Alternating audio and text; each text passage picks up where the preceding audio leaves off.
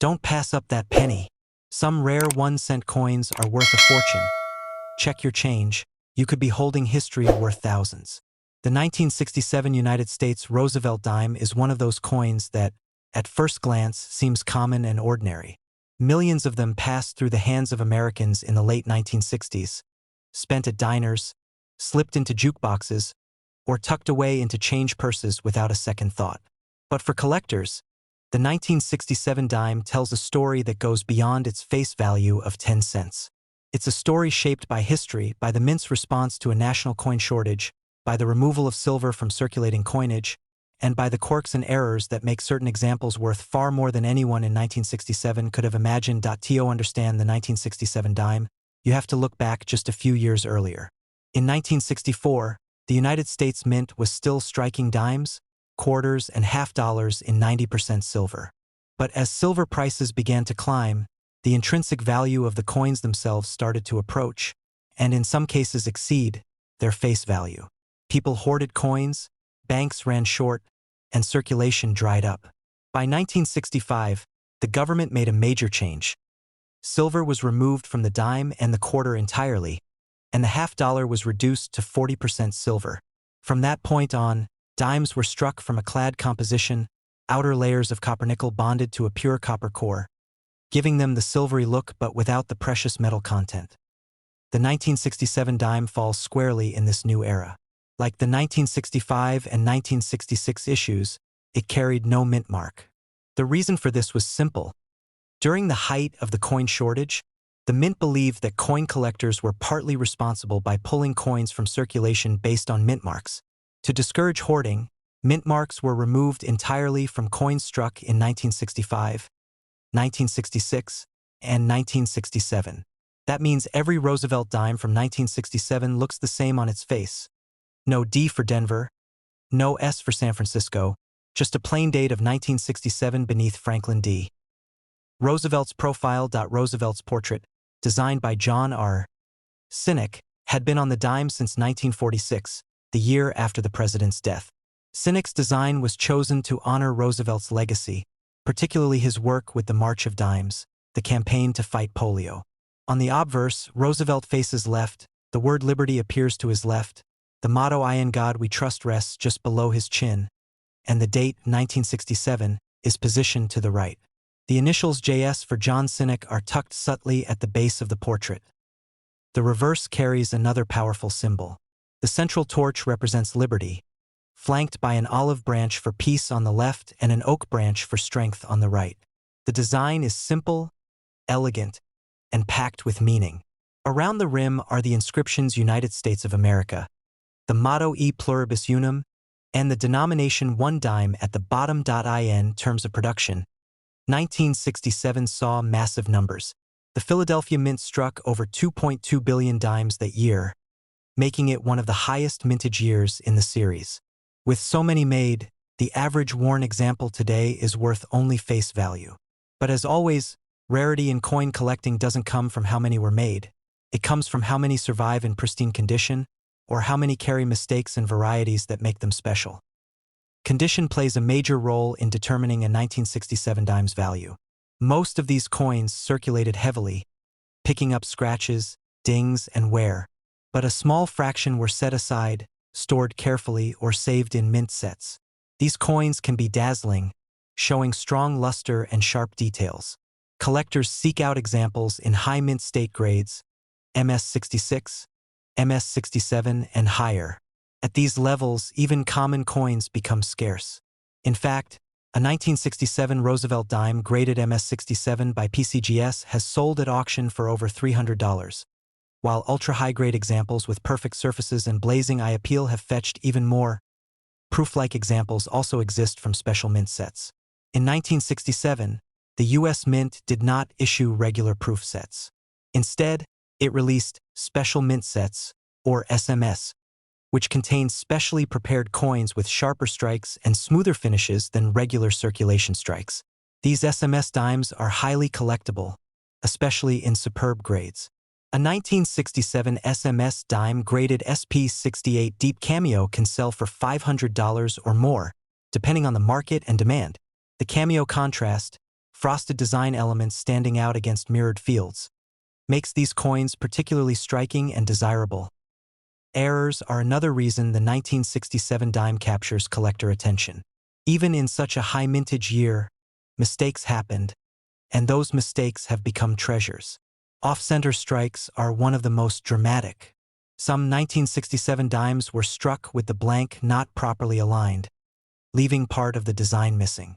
A slight off-center error might be worth $50, but a dramatic off-center, perhaps 60% or more with the date still visible, can sell for $200 or more.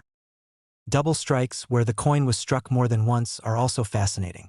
In some cases, the second strike is rotated, creating overlapping images of Roosevelt's face or the torch and branches on the reverse. These dramatic double strikes can bring hundreds at auction, with some examples surpassing $400. Clipped planchets, where part of the coin blank is missing before striking, are another sought-after error. A 1967 dime with a large curved clip might fetch $75 to $150 depending on eye appeal. Broad strikes, where the retaining collar was missing during striking, create dimes that are wider and flatter than normal. These can sell for $100 or more in high-grade point. One of the more subtle but highly collectible varieties are die errors such as doubling. While not as dramatic as the famous 1969 double die cent, there are minor double die varieties reported on 1967 dimes. These coins show slight doubling on the date, lettering, or torch, and though they may not bring thousands, they can still command premiums of $50 to $150 depending on visibility. Auction records help bring this to life. A 1967 dime graded MS67 full torch, meaning the vertical lines on the torch on the reverse are fully struck and distinct, has sold for over $600. Collectors place a premium on full torch designations, much like full bands on Mercury dimes or full steps on Jefferson nickels, because they indicate an especially strong and detailed strike. In another case, a 1967 SMS dime graded SP68 deep cameo sold for nearly $1,000, showing just how much collectors value condition and visual impact. Error examples also perform well, with dramatic off-centers and double strikes regularly reaching into the hundreds of dollars. What's fascinating about the 1967 dime is how it sits at the crossroads of change in American coinage. It carries no mint mark, a temporary but significant deviation in the series. It reflects the transition away from silver into the modern clad era, a change that reshaped American coinage permanently. It was produced in enormous numbers, yet among those billions are rare treasures waiting to be found. For collectors today, the 1967 dime offers both accessibility and challenge. It's accessible because anyone can find one. Tens of millions still circulate, and they're easily purchased from dealers for little more than face value. But the challenge comes in finding those special examples. The coins in flawless condition, the SMS proofs with deep cameo contrast, the dramatic errors, or the subtle varieties that only the sharpest eyes will notice. These are the coins that transform a 10-cent piece into something worth hundreds or even thousands of dollars. And that's really the magic of coin collecting. The 1967 dime shows us that even the most ordinary coin can carry hidden stories and hidden value. A dime pulled from change could be a common coin worth 10 cents, or it could be a rare survivor worth hundreds. It's the thrill of possibility that keeps collectors searching, checking every detail, and looking twice at the coins most people overlook. So the next time you come across a dime dated 1967, take a moment to look closely. Examine the date, check the strike, and pay attention to the details on the torch.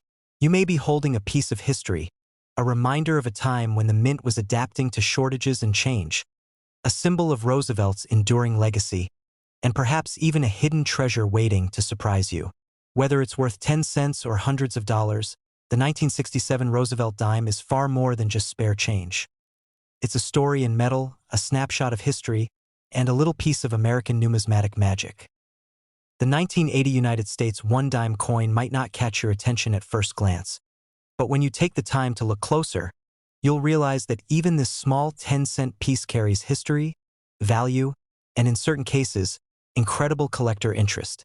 The Roosevelt dime, which this coin belongs to, had already been around for more than 3 decades by the time the 1980 version entered circulation, and its story is intertwined with both the memory of Franklin D.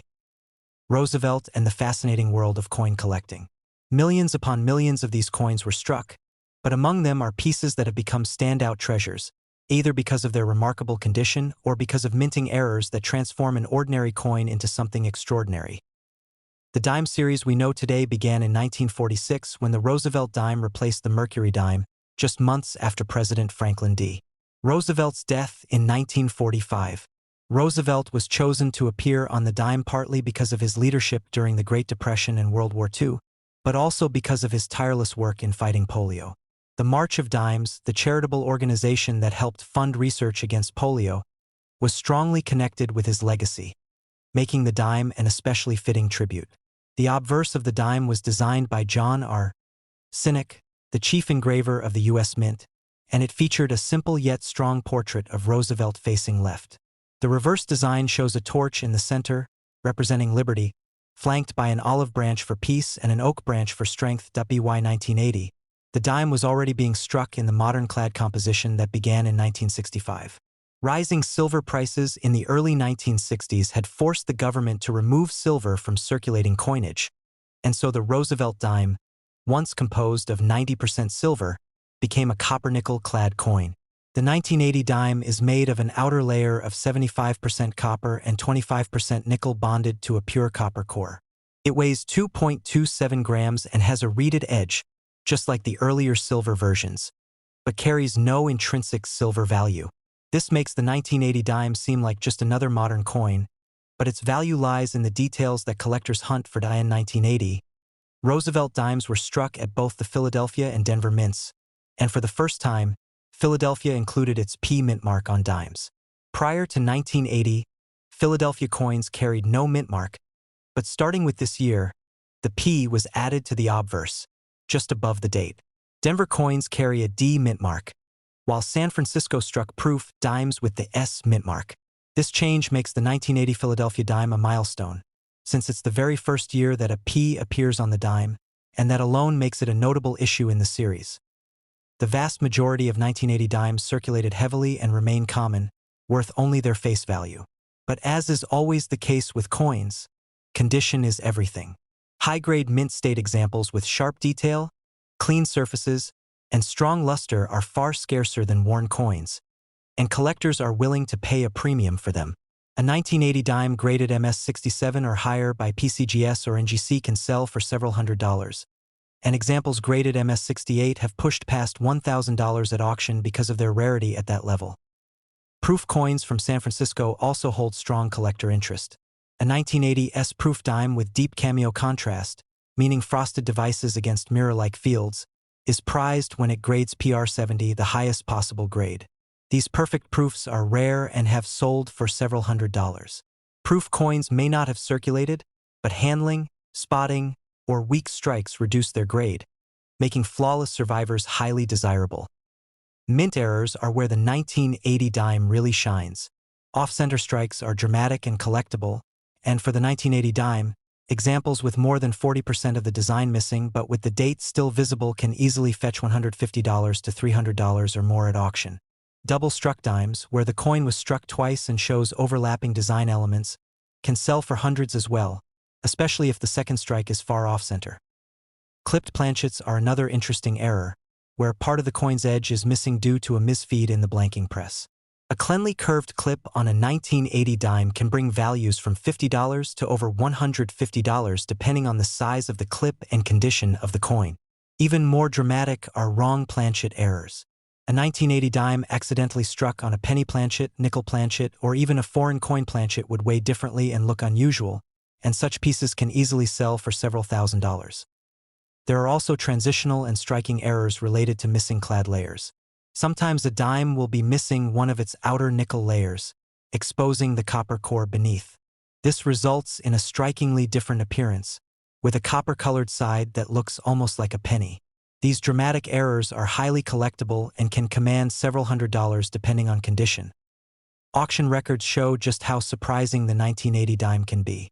A 1980 P Roosevelt dime graded MS-68 by PCGS sold for more than $1,000.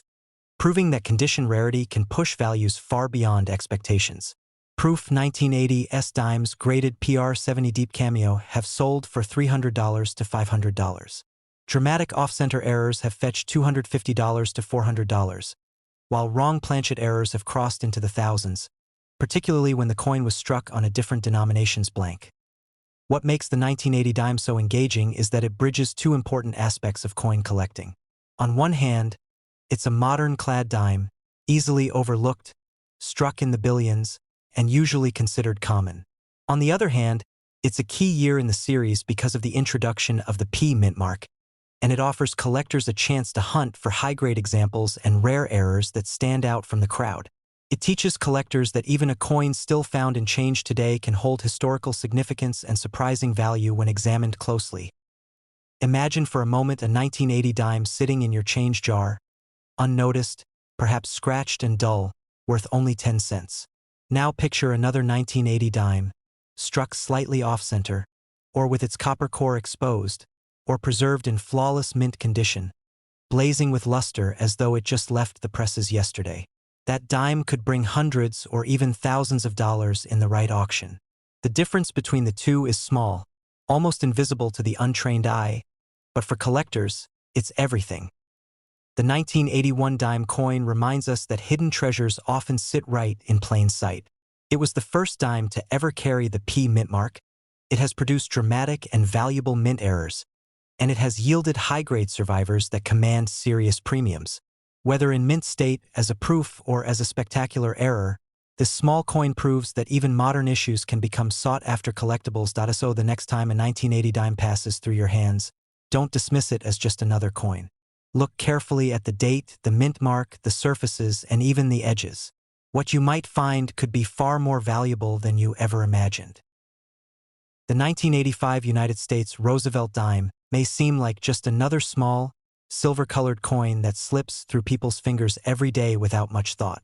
Most Americans handle dimes countless times in their lives, whether dropping them into vending machines, parking meters, or coin jars, and never pause to consider that some of these coins, including the 1985 dime, can hold incredible value when certain conditions, errors, or varieties come into play.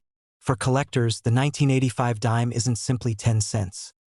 It can represent history, artistry, and, in some cases, serious money. That's what makes studying and collecting coins like this so fascinating, the potential for surprise, even in something so ordinary.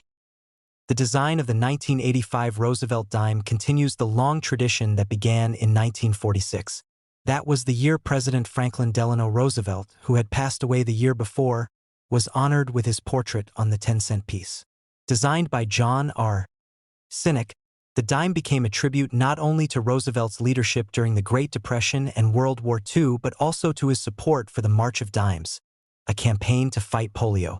By 1985, nearly 40 years after its debut, the design remained unchanged and instantly recognizable. On the obverse of the 1985 dime, Roosevelt faces left. Above his head is the word liberty. To the left is the motto "In God We Trust." And below his chin is the date 1985. Just to the right of the date appears the mint mark, which can be either P for Philadelphia, D for Denver, or S for San Francisco, depending on where the coin was struck. Beneath the bust lies the designer's initials, JS, for John Sinek. The reverse features a bold design of a torch in the center, flanked by an olive branch on the left and an oak branch on the right. These three elements symbolize liberty, peace, and strength, values closely tied to Roosevelt's legacy. Encircling the design are the inscriptions United States of America and one dime, with the Latin phrase E pluribus unum between the branches. Simple, powerful, and unchanged since the dime's first release, this design continues to be a mainstay of U.S. coinage. Now, let's talk about mintage numbers because they help set the stage for understanding rarity. In 1985, the Philadelphia Mint struck over 1.16 billion dimes, Denver produced about 520 million, and San Francisco issued around 3.3 million proof coins for collectors. Clearly, with numbers like these, most 1985 dimes are common and worth only their face value. But as with many modern coins, the real interest comes from condition rarity and minting errors. Condition rarity means finding coins in nearly perfect, uncirculated grades. Most dimes enter circulation and pick up nicks, scratches, and wear very quickly. But those few coins that survive in top grades like Mint State 68 or Proof 70 Deep Cameo can command serious premiums. For example, a 1985 D-Dime graded MS-68 by PCGS has sold for nearly $1,500 at auction. Even 1985 P-Dimes in MS-68 are worth hundreds of dollars. Meanwhile, proof coins from San Francisco in PR-70 Deep Cameo can bring $100 or more, simply because flawless examples are so rare. But what truly makes 1985 dimes exciting to collectors are the error coins. Minting errors transform an ordinary 10-cent piece into a one-of-a-kind collectible, and the 1985 dime produced some fascinating mistakes. One of the most dramatic errors is the off-center strike. This occurs when the blank planchet isn't seated properly in the press, causing part of the design to land outside its intended area. A small off-center strike of 5% might sell for $30, while dramatic off-center errors of 50% or more, especially if the date remains visible, can fetch hundreds. One 1985 dime with a 70% off-center strike sold for nearly $600, proving that collectors pay top dollar for dramatic mistakes. Broad strikes are another eye-catching error. When a coin is struck without the collar die holding it in place, the metal spreads outward, giving the coin a stretched look. A 1985 broad strike dime can be worth $50 to $100, depending on severity and condition. Clipped planchets are also found among 1985 dimes. These occur when the blank metal discs used to make coins are cut too close to each other, leaving a curved portion missing from the edge. A single clip might sell for $30 to $80, while multiple clips or dramatic double clips can easily reach $200 or more. Die clashes are another interesting category of errors. These happen when the obverse and reverse dies strike each other without a planchet between them, leaving ghostly impressions of one side of the design on the other. A 1985 dime with clear clash marks can sell for $40 to $100. Wrong planchet errors, however, are the rarest and most valuable. These happen when a dime is accidentally struck on a planchet intended for another denomination or even a foreign coin. Imagine a dime struck on a copper-cent planchet, giving it a reddish tone, or a dime struck on a smaller planchet like a 5-cent blank.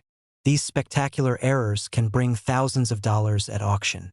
One example of a 1985 dime struck on a cent planchet sold for over $2,000, proving just how highly collectors value these unusual pieces.